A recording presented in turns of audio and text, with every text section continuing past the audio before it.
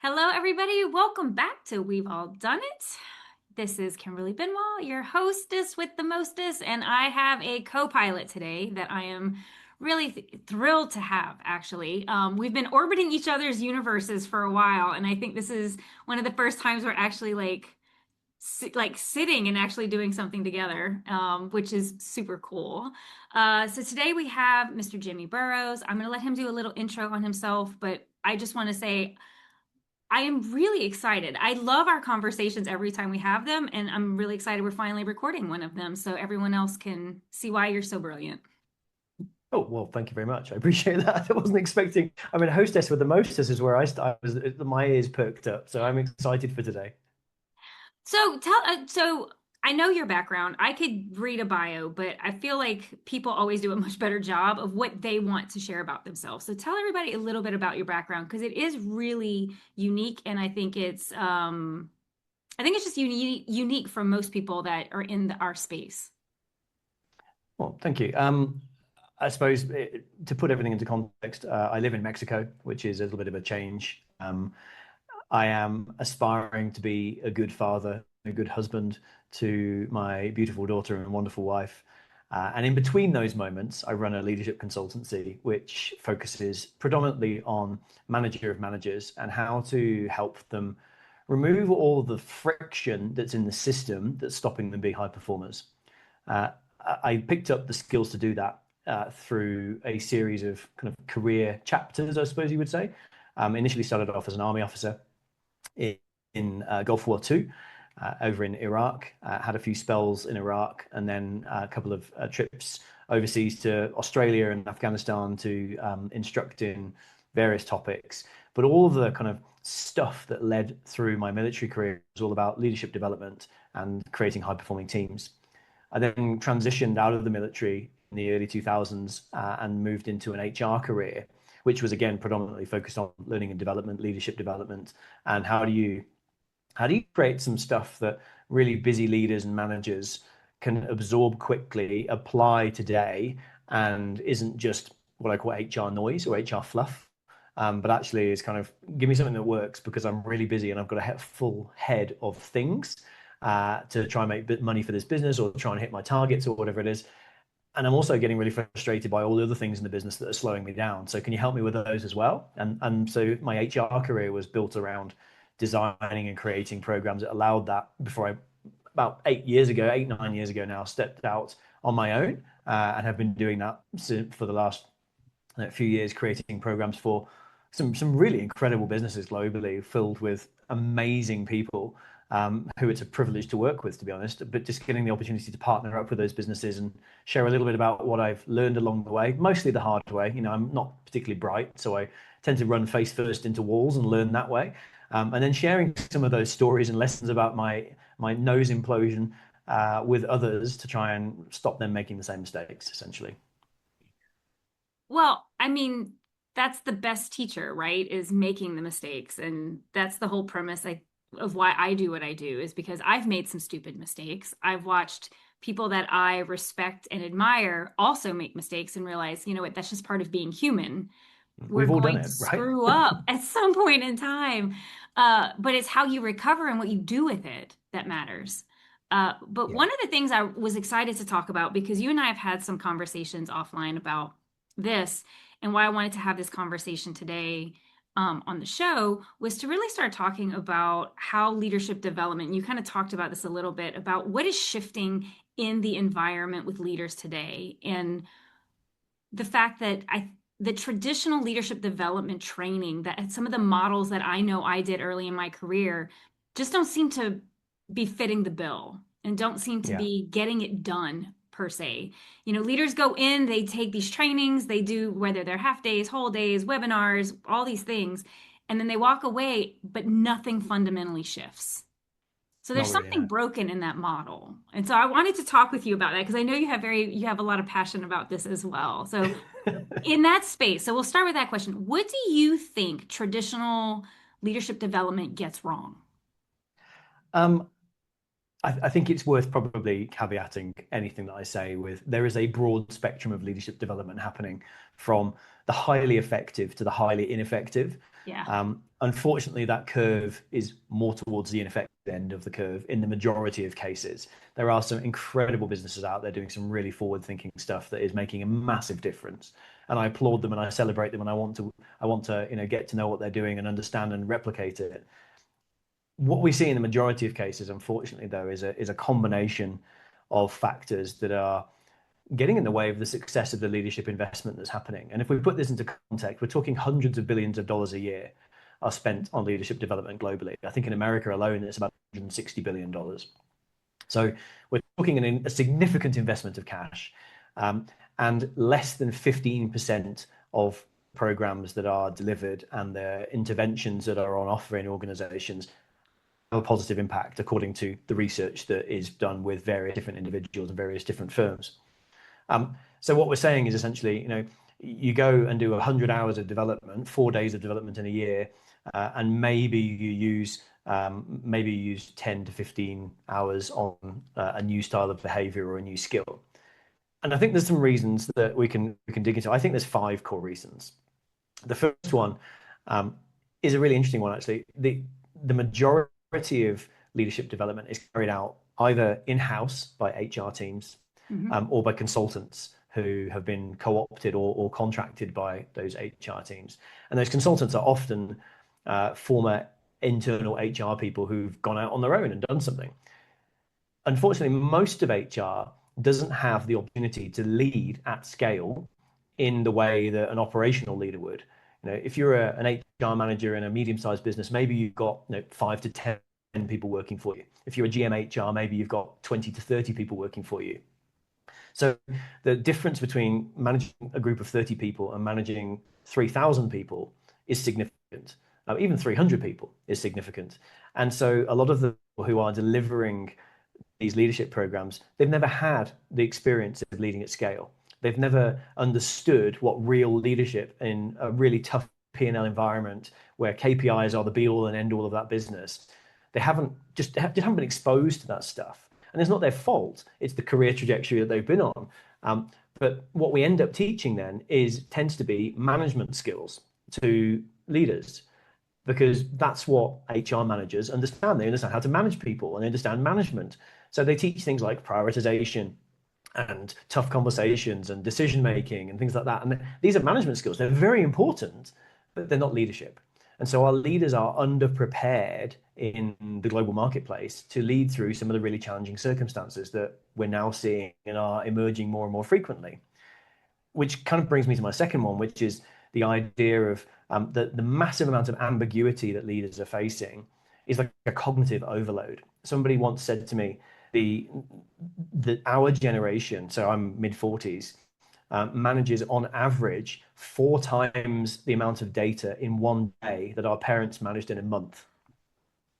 So my mum worked in an office, and you can imagine the story.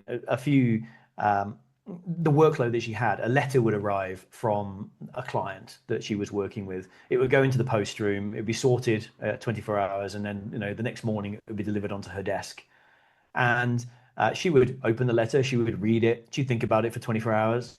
She would draft a reply, which was typed up and then sent to the post room, and it was sent out. 3 to 5 days later, it would reach the client, and the cycle would start again.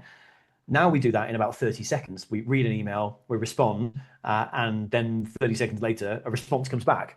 Well, you're assuming And it's an email. It might be a text. well, it could be a text, could be a WhatsApp, could be a Slack, could be Yeah, a Trello, yeah, could be an Asana. I mean, the multi-channel nature of the deluge of stuff we're getting just creates this massive cognitive overload. yeah. And to put it into context, there is a cost to cognitive overload, and the cost of cognitive switching can be up to 23 minutes per switch. So think of yourself being in the zone. Something happens, something bothers you, a notification goes off, and it's 23 minutes before you can get back into the zone again. And that stacks up over the course of a day because you're forcing then, I haven't got 23 minutes to wait. I've got to force it to get back into the zone, which takes another toll. And that creates a massive amount of cognitive overload that we don't teach people to deal with in leadership programs. They're just expected to manage through that and get on with it whilst going on a leadership program. And the worst example of it is we take people out of the office for a 4-day leadership program, and all the while they're freaking out about the number of meetings they've got when they get back, the number of emails that are coming into their inbox while they're in the meeting, while they're in the training, and basically crisis managing whilst trying to absorb leadership information. It just doesn't work. So that's a challenge. The third one, I think, is something that we're all guilty of, is we try and pack too much content into leadership programs. From my perspective, what I've learned over the last 8-10 years is actually having a very open, light agenda, which allows lots of space for conversation, reflection, storytelling, examples, metaphors, and people to go for walks in the trees. And it sounds a bit woo, but actually, the biggest challenge that most leaders have is because they've got all this stuff going on, is they never have any time to stop and think. And one of the things we teach in our Amplify program is that on day one is the benefits of stopping and thinking and making time for stopping and thinking. So we try and demonstrate that during the course of the program at multiple instances where we just say, take 5 minutes and notice what you notice, or go with a notebook and pen and write down the 3 most important things for you to be working on next week. Just take 5 minutes out. And it's those little momentary pauses that we practice in the course of the program versus bombarding with content. The other thing that I think that aligns with this is you go on a leadership course and it's like drinking champagne from a fire hose. It's just coming at you slide after slide after slide after slide, and you're frantically filling in a workbook or taking notes or whatever it is. And you get back to work, and there's very little support to actually put it into place because you haven't practiced any of those things. You were just trying to keep up with the lecturer who was spilling golden wisdom at you, but you haven't got the headspace to try and work through it and reflect on it because you've got meetings and emails to catch up on. So all these great intentions that you came back to work with never actually get put into practice, and there's no accountability, support, and implementation practice that helps that transition from theory into real work. So a lot of the stuff we do is designed to, how can we get you doing this while you're in the program with us? So you do it today and you've already had a good go at it. And we also war game out, how do we make sure this happens when you get back? How do we make sure we've created some space for you? How do we get rid of some meetings? How do we allow you to make some reflection time, whatever it might be that the idea is here? But it's about reduce the content, increase the practice. Whereas most programs are increase the content, pack more in, and let them practice it when they get back. And that doesn't work, we know. The fourth one, and I'll be there. The fourth reason I think this doesn't go well is we tend to focus on what HR thinks is important to teach people versus the stuff that leaders are really challenged by. So, we'll teach prioritization or we'll teach delegation. And there's two barriers here. Number one, nobody's going to do prioritization because everybody thinks they're good at prioritizing. So even if you're teaching a person how to prioritize with an urgent important matrix or whatever you want to call it, then if they think they're good at prioritizing, they're still going to stick with their own way of doing it. So it's very belief based. So we have to tackle the beliefs first, not the behaviors. And so a lot of our work goes into shifting the people's mindsets around their role as a leader and what they bring to the party and where they add value and how to move prioritization to a different space. Equally, the challenge here is not, I don't know how to prioritize. The challenge here, the friction this leader is facing is, I don't spend my time and energy because everything seems urgent and important right now. Or I don't really understand this trust thing. Like, I know if I trust you or if I don't, but I don't know how to build trust in a methodical way. Or I'm not going to have a tough conversation using your crucial conversations framework because every time I have a tough conversation, that person leaves and I'm left with more work. So I'm just going to suck it up for now. And so you've got all these belief barriers that are getting in the way of them changing, but you've also got real world problems that they're dealing with that most leadership programs don't teach. They teach very theoretical, very conceptual best practices without dealing with the barriers of why people aren't actually doing those in the first place. So we go there. We go, well, why aren't you prioritizing? Why aren't you delegating? Why aren't you building psychological safety in your team? Well, let's talk about that and how we move you to get to a different place. That's 4. And then the final one is because a lot of HR people haven't let it scale, because they're delivering programs that don't make a difference, because they're not experienced in what it is to be an operational leader. the operational leaders that go on those programs don't really feel like this is commercially credible. And it's nice, like it's cool, it's good, great to go on a leadership program and have a bit of a chin wag, but they don't really get my problems. They don't really understand the commercial reality of my business. They don't know how my business makes money. They're just selling leadership to me. And I'm really busy. So I'll do it because I have to, but it's not commercially credible. It doesn't talk about bottom line performance. It doesn't talk about how this is going to affect my recruitment process, my recruitment budget. It doesn't talk about how this is going to affect my engagement stats that I measured on and how I can actually move the dial. So the lack of commercial credibility from the leadership programs themselves and during the leadership programs, which means they don't really become sticky for the leader's psyche to want to absorb and change their own behaviors. And that's probably a very long-winded answer to what you asked. No, so but I do want to go back and talk about pieces of it because I think Yeah. your answer, I think all pillars of what you said are absolutely spot on accurate. And I often think so I'll start with the first one. When you talked about this idea of a theoretical versus practical approach, that has often been the bane of my existence. You know, when I was in corporate learning and develop environments, I was surrounded by people. Like I came in as an operator. I had been on the ops side. I had been the student in the classes.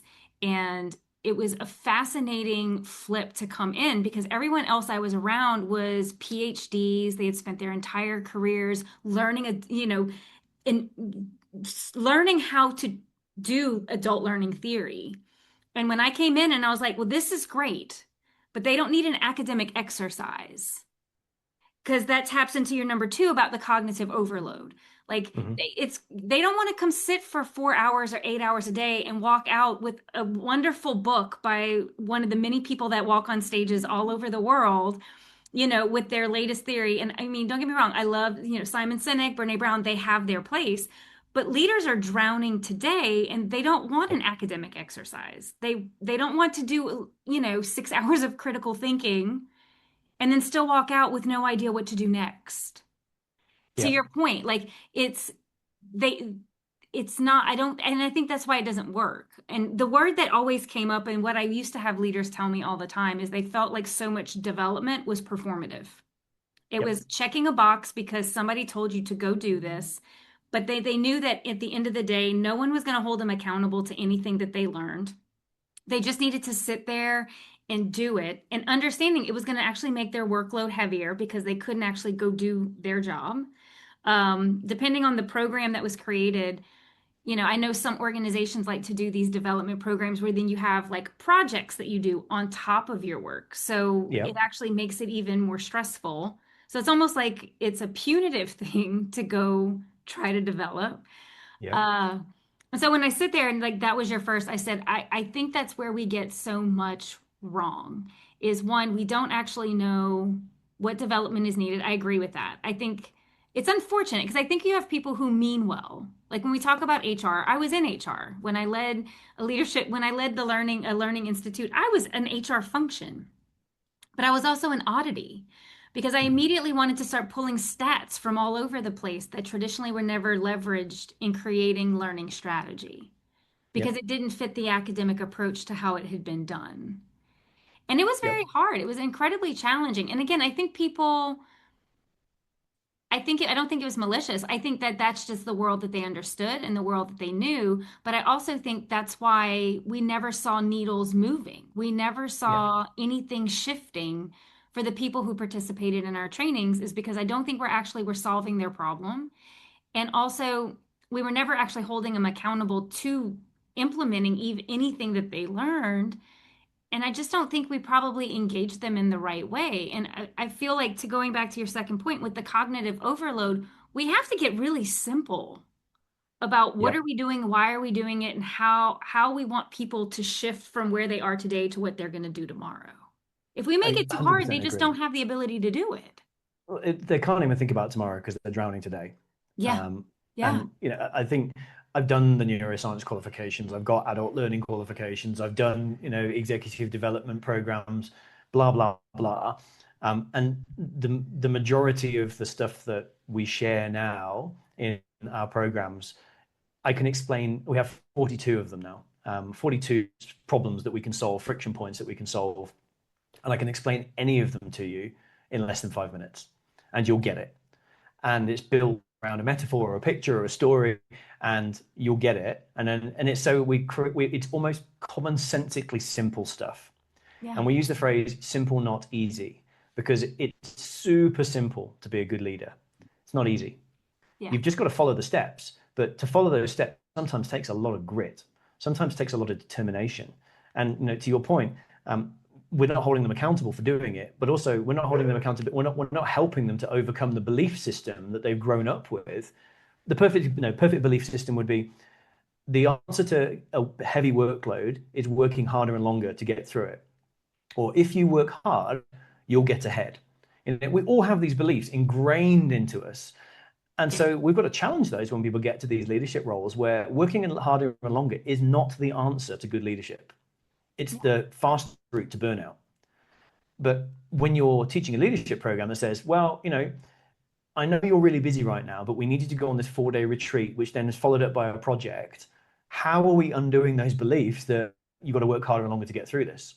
And one of the things we do before Amplify is we say to one-up leaders, you need to create some space for your participant to come along so they can start to apply some of the things that we're doing.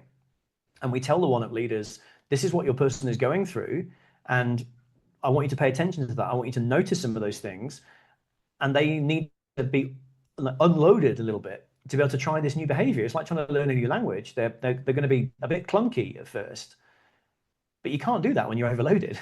So there's so much that we're a systematic failure of leadership development, and also a lack of leadership development systems. I think what led us to where we are now, and it's such an opportunity area. It's such a land of opportunity to create positive change as we do this now. Yeah, it's yeah. So one of the thoughts that I'm having, because I'm thinking about it a ton, is, again, clearly you have an international perspective, you have an international clientele. And I'm interested in your perspective on this. So one of the things we're seeing in the US right now, and there's quite a few studies and articles that have come out about it, is that younger generations are not wanting to go into leadership because they don't want that grind. They don't believe if I work harder, I'm going to get ahead. They don't believe if I just, commit 110%, somehow I'm going to get rewarded. Because like they've seen the generations before them burn themselves out. And for what?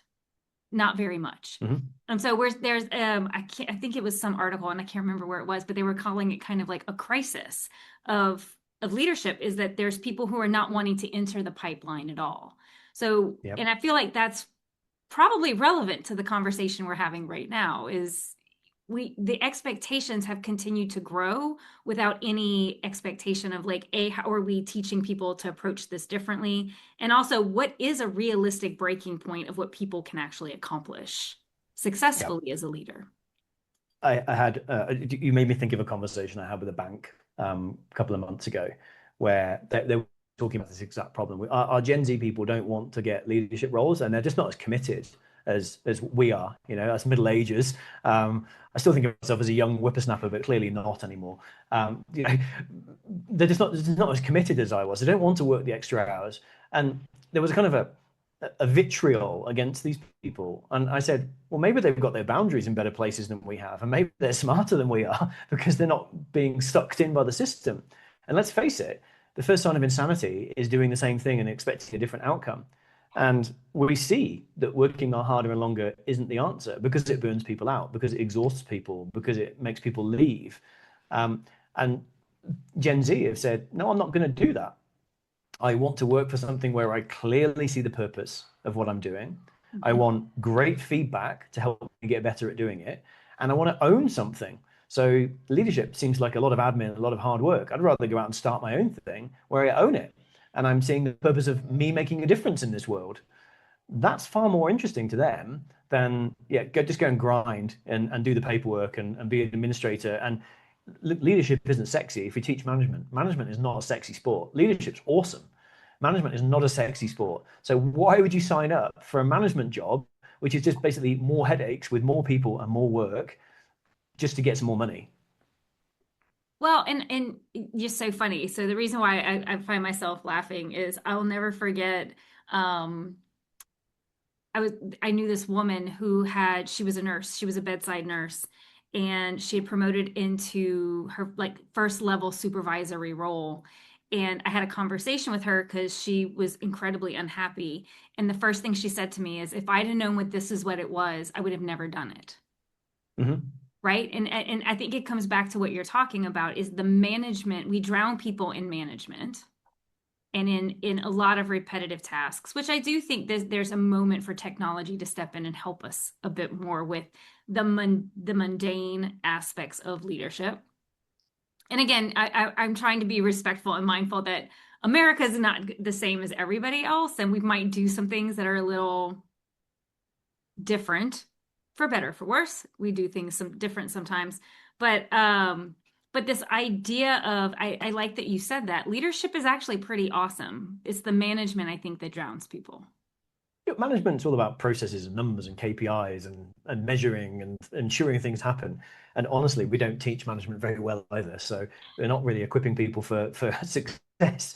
Leadership is so much cooler than that. And that's why I like working in the leadership transition space, because you're moving from management into leadership. You're needing new skills and a new backpack of stuff.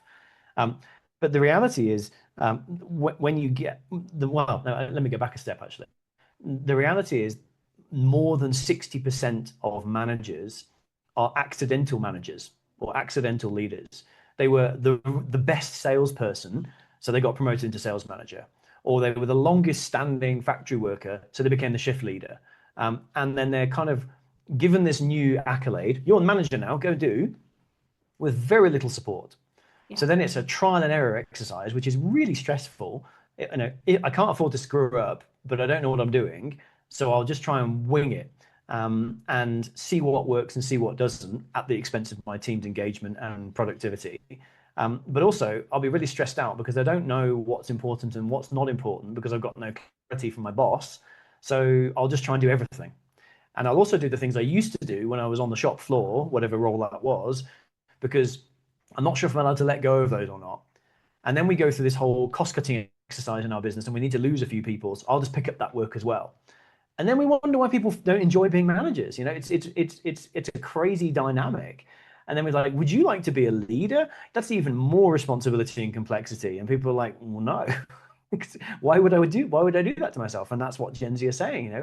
I want to run a small agile team of 5 people. I don't want 500 people working for me. And I get it. I've done the same thing in my business. We went from me up to 13 people and back down to 4 because I didn't want the management stuff. I wanted to be doing this, I wanted to be engaging and working in businesses, not having lots of meetings with team performance catch-ups all the time. And I run a business that minimizes this as much as possible. Yeah. But when you've got a busy day job on top of doing that as well, it's too much. So we need to simplify it right down. And our methodology now is simplify to amplify. It's choose the one or two things that are going to make a really big difference, and everything else will just be dragged along by it. And that's what I think we're not teaching our leaders now is how can they work out what's really important to put their time and energy into, and everything else will come along. You don't need to focus everywhere all the time. Well, and I used to say, like, the work is still going to be there. Like, you have to Yeah. figure out what's the most important thing in this moment. Again, which brings us to the fact that you are going to be having a session because I recognize this language and I'm very excited about it. That you have graciously agreed to be a speaker at the upcoming Navigating Uncertainty Leadership Summit. And you're going to have a session talking exactly about that. So do you want to talk about, so for somebody who wants to actually experience what you do and how you do it, can you tell a little bit about the session that you're going to have? Yeah, absolutely. So one of the things we see as the greatest points of friction for the majority of leaders is knowing where to put their time and energy. Because everything seems urgent, everything seems important. Their team's asking for things, their boss is asking for things, they've got a workload to do, they're also meant to be being a leader, and it can get really, really overwhelming. And a lot of people try to prioritize, or they make checklists for themselves and they just work down the checklist without any real insight into what's going to shift the dial the most. And we talk about one of the fundamental differences between management and leadership being managers are there to get stuff done. leaders are there to ensure the right things get done. And so it's a difference between productivity and efficiency. And so during the course of the session, I'll be taking people through a very, very simple framework called PVC, nice and easy to remember, polyvinyl chloride. But essentially, it helps people to work out, should I be involved in this, or should we even be doing it? How does this compare to all the other things I could be doing in terms of the value of it? And do I actually have capacity to put this into my workload? And if I don't, what am I going to do about it? So it's almost like a series of three thinking gates that we work through that allows you to strip away some of the things you shouldn't be involved in. We're focusing on shifting beliefs here. So we're talking about, is this a you thing because you're holding onto it because of ego, or is this a you thing because actually you're the only person that can do it? If you're the only person that can do it, can we develop somebody else to get that skill set? And so we go kind of quite deep on offering some alternatives to the normal attitude, which is another thing's come along, I'll just slot that into my workload as well, and I'll work late tonight or I'll work the weekend to get it done. What we're need to pull back from that and say, well, where are the really important things? And we know that if everything's a priority, nothing's a priority. And what we want is people to be focusing their energy on the 2, 3, 4 key activities each day that make the biggest difference. And what happens is that almost acts like a sort of fishing dragnet, that when you've got 3 or 4 things that go really well, everything else comes with it. And so we're asking people to come along to that session and spend 60 minutes learning about what they can do to, when everything seems urgent and important, how can they rethink that a little bit differently? And we'll give you some very, very practical tools that you'll literally learn in the session and be able to apply and hopefully have some light bulb moments that will give you the insights that you need to make a genuine positive change. To put some context on it, during the course of our programs, our target is to give leaders back a minimum of 6, ideally 8 hours per week to work on the important stuff. This one framework, on average, gives people 2 to 3 hours per week back in their diaries to focus on the important stuff, just because they're starting to let go of some of the noise that they previously were involved in whacking moles, putting out fires, and juggling 65 balls at the same time. 2 to 3 hours gain for 1 hour investment. 2 to 3 hours per week gain for 1 hour investment. I think it's a good return on investment of your time. I would agree. I actually am really excited to see your session. So for anybody who's interested, the registration link will be in the show notes. There is a live version of this. So if you hear this and you're after, because I think you're on Tuesday, the 27th. Sounds Um, right. Yep. there's 20 sessions in this summit, y'all, so I can't keep all of them. I'm pretty sure I know who's on what day, but don't ask me the time. But if you get this after Tuesday, there is a replay option. So still click the link, still check it out. I guarantee it is worth your time and effort. I'm really excited. I'm looking forward to your session. I can honestly tell you, I've already suggested several people specifically because I know who they are and I know some of their leadership struggles. And I've specifically said they need to come to your session because I think that there's a lot they're going to get from it. So I don't know anybody that couldn't benefit from this session. I will say there's not a single session or topic that I don't think is going to be really fun and interesting to entertain. So definitely check it out. And also, please check out Jimmy and the work he is doing with Simplify to Amplify, because I think that what you have created is a very unique program. I love that your perspective is very broad. I love that you are bringing so much value to people. And so for folks out there, if this is an area of struggle for you, if this is an area of struggle for your team, I I highly, highly encourage you to go reach out to Jimmy, check him out, connect with him on LinkedIn, wherever it is. And also, he did not talk about this, but Jimmy has a book. He's an author. He's brilliant. So check out his resources. Um, I feel like you undersold yourself a little bit. So, I mean, I can throw a little bit out there for you, but please take advantage of this opportunity to go learn about who he is and the work he does, because I'm definitely happy our paths have somehow crossed. I still don't know exactly how they crossed, but I'm so grateful that they did. The And universe put our energies together. I think that's probably the vibe I'm going along with. well, but I'm grateful for it because I think that there's so much power in connection and bringing people together and just to your point, amplifying the work that everyone is doing. And there, I feel like we all have an ability to reach out and find the right people who need our solution. So thank you so much for being a part of this show, for being a part of the summit. And yeah, I'll see you in a couple of days. Yeah, I'm so excited about it. And honestly, some of the sessions look incredible. So just to echo Kim's point, I'm excited about my session, but there are also some incredible other speakers that definitely worth signing up, and it's free. So even better, come along and get 20 sessions of powerful leadership development on a variety of topics, which could be your development budget for the rest of the year. You can just absorb it all and watch it over the next 52 weeks. It'd be what a great plan. So thank you, Kim, for putting it together. Thanks so much. All right. See you in a bit.